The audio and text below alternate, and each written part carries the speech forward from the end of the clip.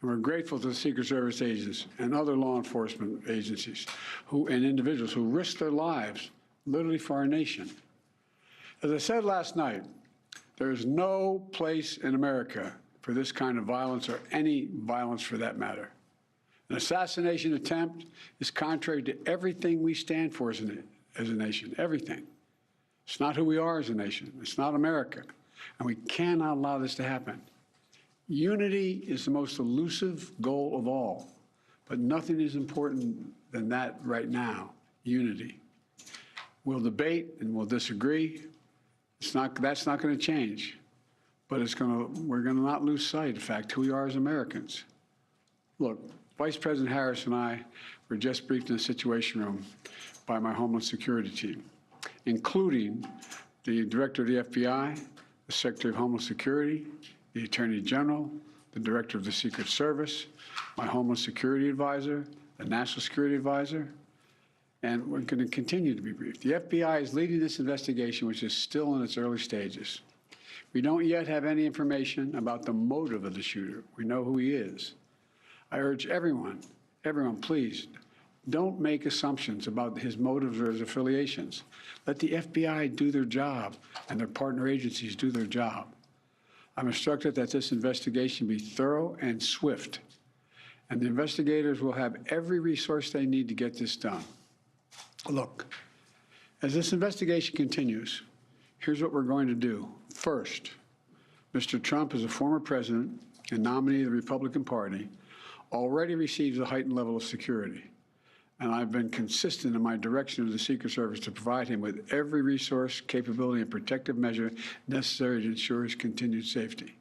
Second, I've directed the head of the Secret Service to review all security measures for the Republican National Convention, which is scheduled to start tomorrow.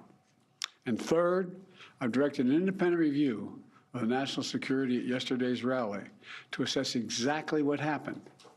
And we'll share the results of that independent review with the American people as well. And finally, I'll be speaking more about this tonight at greater length from the Oval Office.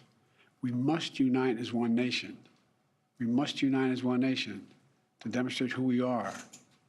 And so may God bless you all, and may God protect our troops. Thank you very much. Mr. President, when you spoke to President Trump yesterday, all right, the President of the United States addressing the nation there briefly and promising more from the Oval Office tonight.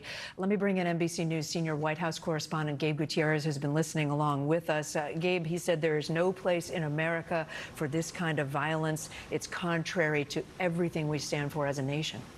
Yes, that's right, Kate. And his message of unity, which we heard right there. And yes, the president saying that he will address the nation once again tonight from the Oval Office. He also said, Kate, that he spoke with former President Trump and he gave condolences to the family of the victim who died. Now, Kate, this all comes after the president spoke with his national security advisors earlier today for much of the morning in the Situation Room. He mentioned it. He spoke with the FBI director, the Homeland Security Secretary as well.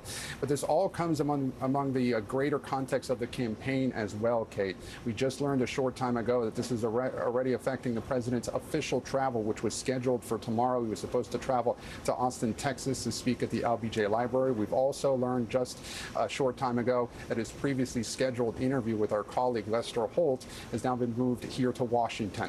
And we also know that the vice president, the campaign saying that her planned travel to Florida on Tuesday has also been rescheduled. But again, Kate, we're just hearing from the president some very forceful remarks on the need for this country to come together and promising more tonight from the Oval Office.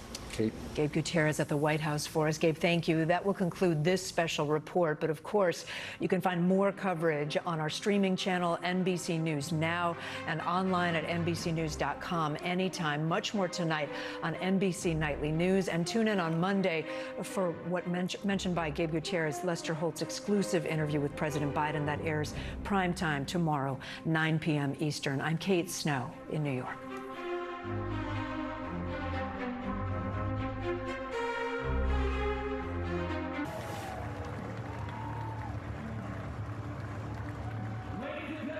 We welcome you back to Iowa Speedway, where the High V One Step 250 presented by Gatorade has been won